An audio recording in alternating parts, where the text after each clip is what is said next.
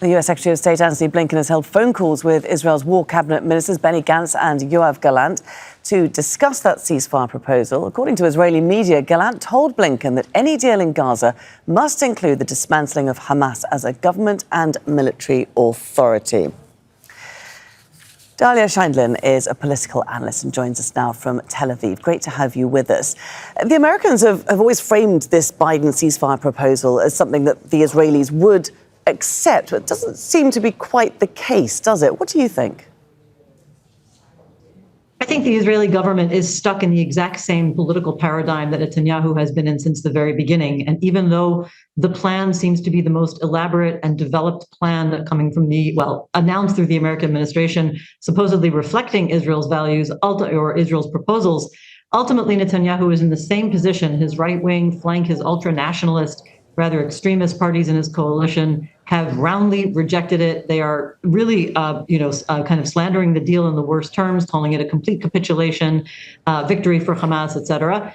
And he has the members of his expanded war cabinet who are not exactly embracing it either, but they are at least not rejecting it in quite the same level. And so typically, Netanyahu is in the political bind. Of course, the right-wing parties have threatened to leave the government if the deal goes through. And it's really a very unpredictable situation because the prime minister's, he has essentially given out his own statements rejecting what seem to be the terms of the deal. We're not seeing, even those of us who know how to read between the lines of what the government is saying, they're being very, very tight-lipped about any opening for embracing this deal. If those right-wing members, the ultra-nationalist members of Netanyahu's government do withdraw, does that bring down the government?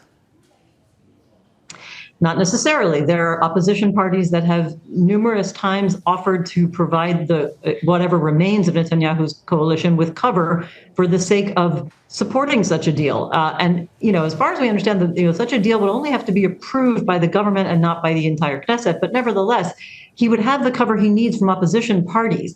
And so, the opposition party Yair Lapid, Yesh Atid, which is currently not in the expanded war coalition. And I imagine there could be other parties that would follow. So there could be a situation in which the original government falls, but there are enough parties that come in and give cover that it would be able to pass this deal. But that's not a long-term plan for Netanyahu because, of course, those governments could then, those other parties could then, decide to topple the government if it loses its majority, if the original parties exit. I know it gets into a little bit in the weeds.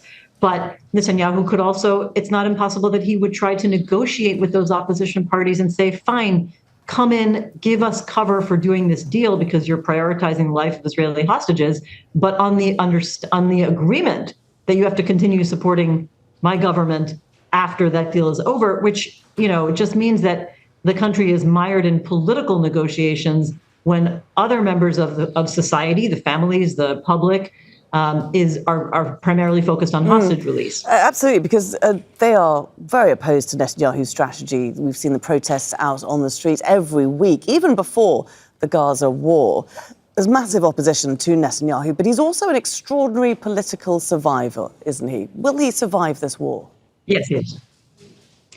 Well, that's a very good question. I mean, I think that in the very beginning, the first surveys for months indicated that he was completely done. He was trailing in head-to-head questions about who's more suitable to be prime minister behind Benny Gantz by double digits, often over 20 points. And his party had lost up to half of its strength. His coalition had lost up to a third of its strength in surveys for months, October, November, December, January. By February, March, and most recently, his party and his coalition have been recovering somewhat in surveys. And for the first time, just a few days ago, surveys showed that in a head-to-head contest, he actually was ahead of Benny Gantz by a few points. It's still an outlier in the surveys.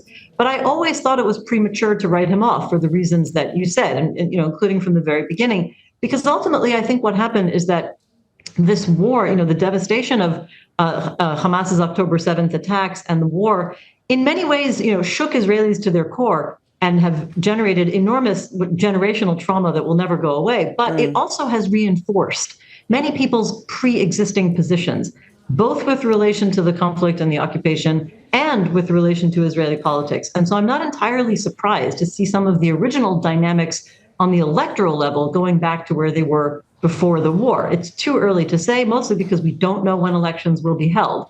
And it very much depends on the timing. If elections had been held any time in the first 6 months, I think Netanyahu would have lost. But it always seemed to me, a reasonable assumption that if elections are held only a year after the October 7th attacks, that Netanyahu had a better chance of surviving this somehow. Remember, he has many political pressures. He does have those corruption cases and parties that will never sit in government with him as a result. Indeed, so he has limited options. Dahlia, Scheindlin, great to speak to you. Thanks very much indeed for taking time to join us there from Tel Aviv. Thank you for having me.